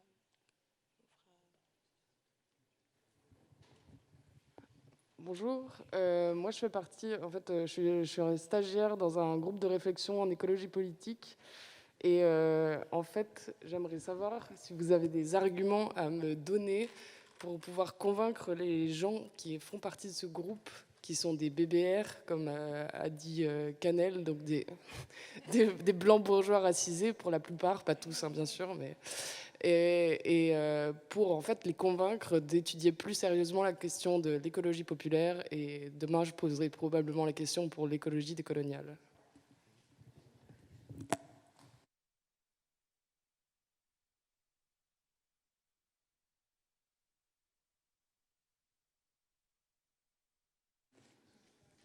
Je vais faire très court du coup, mais je me demandais juste s'il y a dans le milieu de l'activisme particulièrement, des stratégies ou des exemples de de solidarité ou oui, donc par exemple, se protéger les uns les autres pendant des manifestations ou trouver des moyens de faire accéder à la parole des gens qui en ont moins souvent, des stratégies que vous voudriez souligner, que vous avez déjà vues et que vous encourageriez à suivre par la suite.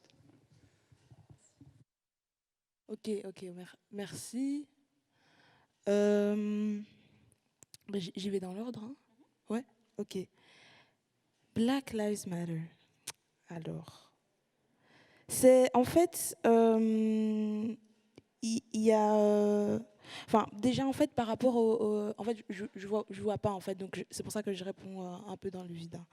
Mais du coup, je crois qu'il y a quand même un constat important à remettre un peu en cause, c'est que certes, il y a une lutte qui se déroule aux États-Unis, mais cette lutte, elle existe depuis au moins 2 siècles.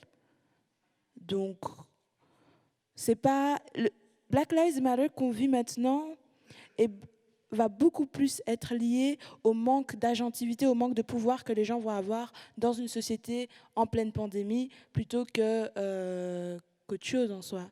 Parce que Black Lives Matter, c'est un mouvement qui existe depuis 5 ans, peut-être plus même, et qui constamment fait du travail communautaire en dehors de ce que les gens pourraient voir aujourd'hui, des marches, etc. Et aussi des petits écriteaux que les municipalités américaines essayent de mettre au Black Lives Matter maintenant dans les rues en tout cas. Donc je crois que par rapport au constat, il y a quand même quelque chose d'important à souligner, c'est que Black Lives Matter, c'est un mouvement beaucoup plus large que ce qu'on connaît maintenant, que les demandes concrètes, il y en a toujours eu, que certes, la configuration états-unienne permet que certaines demandes concrètes paraissent acceptées à certains endroits, à certains moments, mais les États-Unis, c'est un désastre, c'est un désastre jamais vu. Avec la mass incarceration, on ne peut pas venir dire que tout d'un coup, le mouvement post-George Floyd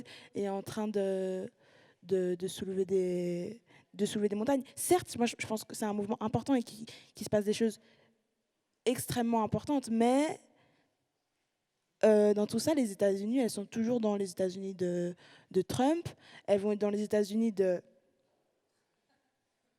who knows who, de trashity trash, parce que vraiment les possibilités ne sont pas, voilà, ce ne sont pas les candidats en tout cas qui... Les revendications de BLM ne vont pas être résolues dans les prochaines élections, par exemple. Donc en fait, même s'il y avait même les demandes concrètes qui peuvent être réalisées de par la configuration politique des États-Unis, c'est vraiment très, très, très minime par rapport au travail qu'il y a à faire. Et encore, moi, je salue de toute façon tout le travail qu'ils font parce que c'est du travail nécessaire. Mais en tout cas, moi, j'ai beaucoup de mal à comparer, en tout cas, ces deux réalités qui sont très différentes historiquement aussi. Mais voilà. Et sinon, des demandes concrètes. Est-ce que nous avons des demandes concrètes par rapport à ce qu'on a parlé ce soir, par contre? Est-ce que nous, on a des demandes concrètes? Moi aussi, je pourrais dire defund the police. Ben, comme ça, on pourra renverser le pouvoir en paix, déjà. Ce serait pas mal. Sans répression, ce serait pas mal. Tous les procès que les militants se prennent, tous les gens qui meurent, en fait, sous les balles de la police, donc ce serait déjà pas mal. Moi, je dirais ça en Belgique. Moi, j'ai arrêté honnêtement de réfléchir aux demandes concrètes parce qu'on nous a aussi beaucoup posé la question, mais ok, vous manifestez, mais concrètement, si on vous donnait le pouvoir, qu'est-ce que vous feriez? Et en fait, c'est hyper énergivore de se dire qu'est-ce que je ferais, mais je me suis rendu compte que dans le système actuel, il n'y a rien à faire à part le démanteler et créer un tout autre système. Et donc, je ne réponds plus à cette question et je ne prends plus le temps de me dire tiens, est-ce qu'on mettrait plus de bus ou pas? Non, on déconstruit tout et on reconstruit. Et quand je dis on, c'est nous ici et pas les gens qui construisent déjà, quoi. C'est marrant parce que c'est vraiment le truc que j'aurais répondu aussi parce que oui, on avait bien des demandes concrètes et puis après, ça paraît tellement dérisoire que le seul truc qu'on peut demander, c'est déconstruire et reconstruire tous ensemble, quoi. Oui, et en plus, demander des demandes, c'est comme si c'était un cadeau d'anniversaire. Qu'est-ce que tu veux sur ta liste d'anniversaire? Comme si on allait te le donner. N'importe quoi. Question suivante. Alors, nous avons Attendez, j'essaie de comprendre mes notes aussi. La question de Rabia sur les questions des sans-papiers. Comment est-ce qu'on fait pour lier toutes les luttes ensemble et notamment en parlant de la question des sans-papiers, notamment de personnes justement qui sont en migration ici en Belgique par rapport à l'exploitation et la destruction de leurs terres dans leur pays d'origine. Est-ce que quelqu'un veut répondre? Je ne sais pas si c'est une solution ou quelque chose, mais moi je suis venue la semaine passée au tournoi de mini-foot donc ici, qui était organisé pour les familles de Mehdi et Adil. Et je me suis dit, c'est dans ce genre d'événement qu'on va pouvoir trouver des solutions, parce que on va à la rencontre les uns des autres sans a priori. En fait, on a laissé derrière la porte verte qui on était, et on est entré dans un truc où on était là pour s'éclater tous ensemble. Et en tout cas moi, j'ai découvert des gens que je n'aurais jamais rencontrés ailleurs qu'ici. Et j'ai pu me rendre compte et discuter avec des personnes justement qui sont sans papier et de me dire putain, mais ces gens galèrent encore plus que moi. Tu vois, c'est ce que je disais, que je te disais tout à l'heure. Je me rends compte que dans mon histoire, j'ai aussi des privilèges parce que j'ai une couverture sociale ici, que j'ai plein de choses qui me sont accessibles. Et je me suis rendu compte dimanche passé qu'en fait, il y a des gens qui n'ont même pas accès à ça. Et dire qu'est-ce qu'on fait tous ensemble, je me dis qu'en créant de plus en plus d'événements comme celui-là, on va déjà déconstruire la peur de l'autre, qu'on essaie de nous bourrer dans le crâne, parce que le discours qu'on peut entendre, c'est si tu n'as pas de boulot, c'est parce que lui, il est venu chercher ton boulot. Et donc, si on arrive à déconstruire tous ces bazars-là, on va peut-être pouvoir dégager quelque chose de solidaire tous ensemble.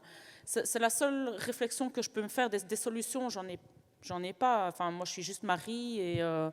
Et donc, si on peut se mettre tous autour d'une table en laissant nos a priori de côté, ce sera déjà bien, en fait, je trouve.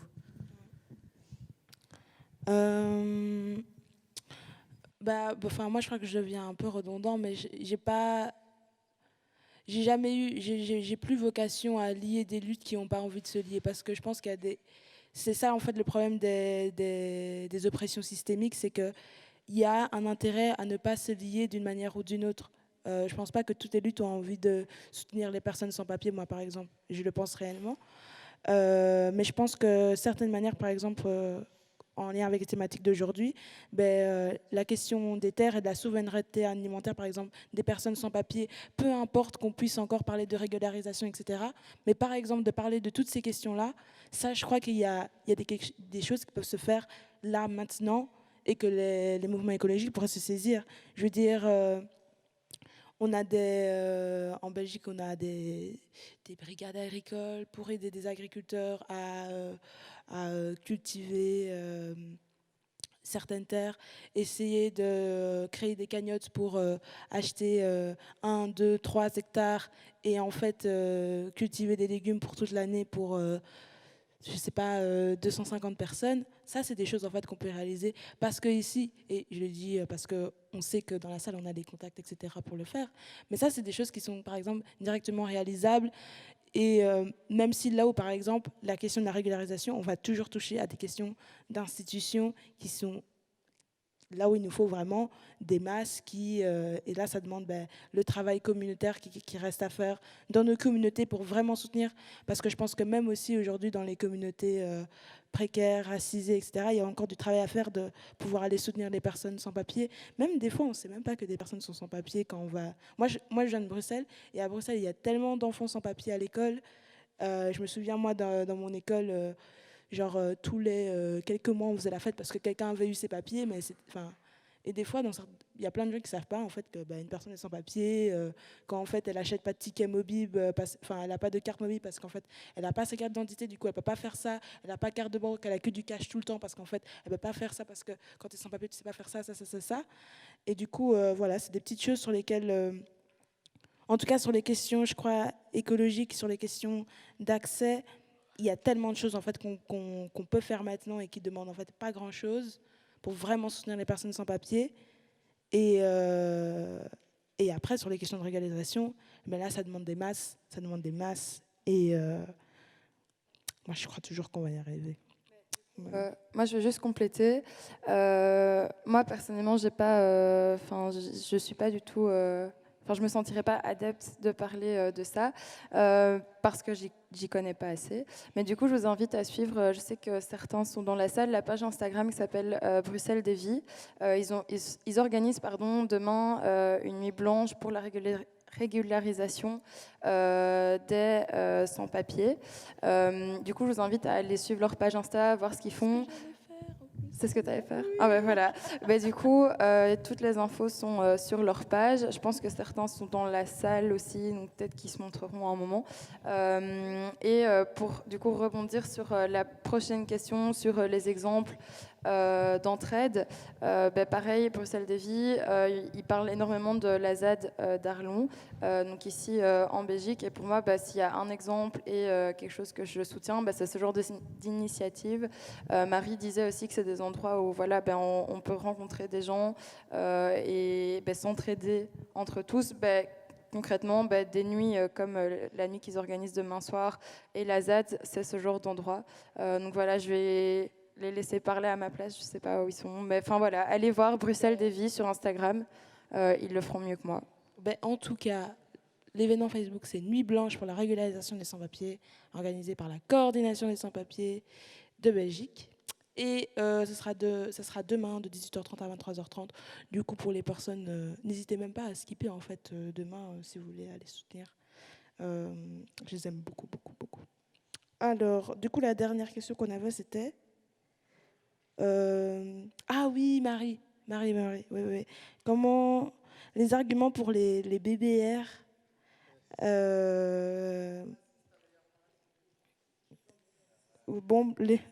les blancs bourgeois racistes, quels arguments pour ce... C'est dur comme question en fin de soirée. Moi, je pense qu'en soi, il y a... on ne peut pas forcer la curiosité des gens. Enfin, je crois pas. Mais par contre, je crois qu'il y a beaucoup de travail malheureusement gratuit, mais qu'on peut toujours réparer en donnant des thunes qui existent sur Internet. Et en fait, des ressources diverses, que ce soit audiovisuelles, écrites, existent. Et en vrai, les BBR, ils auraient pu venir aujourd'hui, ils peuvent venir demain. Ils peuvent ne pas poser des questions peut-être, parce que quand même le R, là, ça m'inquiète. Mais non, mais sinon, ouais, franchement, est-ce qu'on peut dire que Google est notre ami sur scène comme ça? Je suis pas sûre. Désolée Marie, question suivante. C'était, je crois que j'ai oublié, je crois que c'était en rapport à quelle tactique pour protéger, céder la place lors d'actions. Je crois que c'était ça. Ou les solidarités mises entre les luttes, c'était ça? Oui, je crois que c'était. En tout cas, j'ai mis protection et céder. Je crois que c'était justement quelle tactique de protection, comment céder la place. Mais pour moi, cette question n'est pas très claire en fait. Mais pour moi, la clarté que je vois, c'est par exemple comment céder la place lorsqu'on organise quelque chose. Comment se protéger aussi. Je crois qu'il y avait aussi un rapport avec la manifestation. Mais comment céder la place? Par exemple, comment céder sa place aux personnes concernées? On va commencer par ça. Ah, ok. Vas-y. Oui, attends. Comme ça, on t'entend. Super.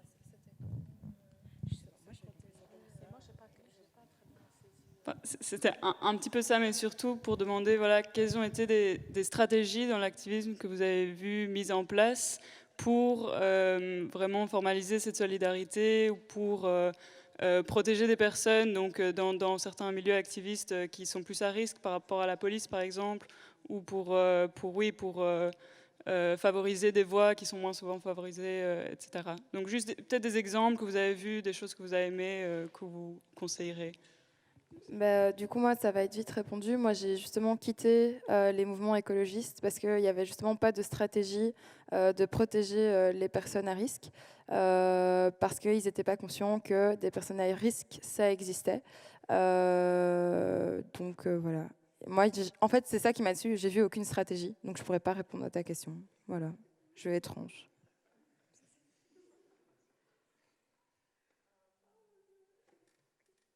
Des stratégies de protection et de solidarité, c'est un peu compliqué en fait, hein, parce que ouais, c'est un peu chaud en fait comme question. C'est même méga chaud. Le constat, il est catastrophique, en fait. Oui. Genre, il n'y a pas de stratégie. En fait, c'est simple. Les gens ne nous protègent pas, comme on l'a dit au début et à la fin. Et pour eux, il n'y avait pas besoin en fait, il n'y avait juste pas besoin de protection parce qu'il n'y avait pas de personnes à risque dans le mouvement écologiste aussi. Voilà. Mais après, même pas désolé pour sourire, mais c'était vraiment drôle. Parce qu'il y a vraiment pas, il y a vraiment j'ai rarement vu des stratégies mises en place de défense des personnes à risque lors de manifestations, etc. Mais bon, je vais quand même donner quelques exemples. Je me souviens par exemple dans l'introduction de militants noirs antiracistes dans certains bâtiments aux États-Unis. C'est plus pour ma connaissance, pour organiser des actions futures peut-être, de ce que j'appelle des traîtres dans le bon sens du terme, qui en fait entouraient en fait les personnes noires qui devaient prendre la parole constamment. Et du coup, en fait, les agents de sécurité, dans le racisme habituel, ne touchent pas les personnes blanches, mais en fait, essayent constamment d'agripper en fait la personne noire qui prend la parole et qui cause le trouble, en fait. Et donc, par exemple, ça, c'était une dynamique de protection, en fait, assez simple. En fait, tu utilises ton corps privilégié, intouchable, en fait. Et c'est ça ce qui est très intéressant, en fait, dans cette vidéo, parce que les agents de sécurité essayent littéralement d'éviter les corps blancs pour attaquer le corps noir. Mais justement, la stratégie, en fait, réussit quand même, en fait, de justement protéger cette personne. Donc voilà, un premier... Oui, j'ai peut-être un exemple quand même de solidarité, de protection. C'est quand on a fait l'action à Trône, où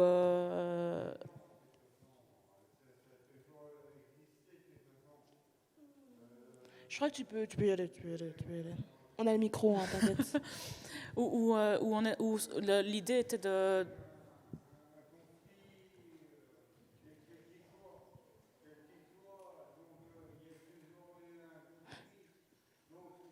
Je crois que la personne dit qu'il y a toujours un conflit.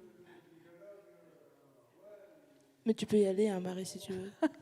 Oui, mais c'est perturbant de parler au-dessus de quelqu'un. Enfin, moi, ça me dérange, en fait, tu vois.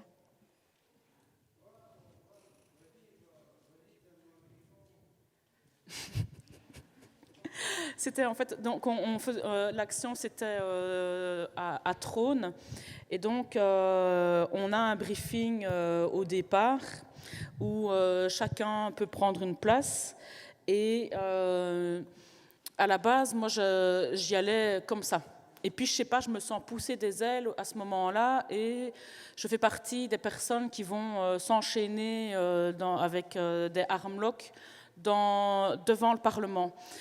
Et là, je me rends compte quand même qu'il y a cette stratégie de protection quand même, où on a un ange gardien, et là, c'est hyper rassurant et hyper flippant en même temps, parce que la personne qui va s'occuper de toi, donc moi, je suis attachée les deux mains comme ça, et il y a ces flics qui sont tout autour de nous, et la seule personne à qui je peux faire confiance et qui veille sur moi est une personne que je ne connais pas. Et c'est là qu'il y a ce lien quand même de confiance entre les activistes. C'est que je me suis dit, elle est du même côté que moi et je lui fais confiance. Et ça a été jusqu'à, il faut que tu me grattes le nez, ou il faut que tu me mouches. Et puis quand on a dû se déplacer, cette personne était là pour pouvoir porter avec moi les tubes dans lesquels étaient attachés mes bras. Et donc, il y a quand même, dans les actions un peu plus chaudes, des personnes qui vont se mettre plus en danger ou qui ont la possibilité de le faire à ce moment-là, parce que moi, je m'étais dit, si je me fais arrêter, c'est pas très grave, parce que j'ai rien de prévu le lendemain. Et donc, il y a quand même des personnes qui sont là pour se protéger les unes des autres. Et là, on a quand même cette solidarité dans les actions.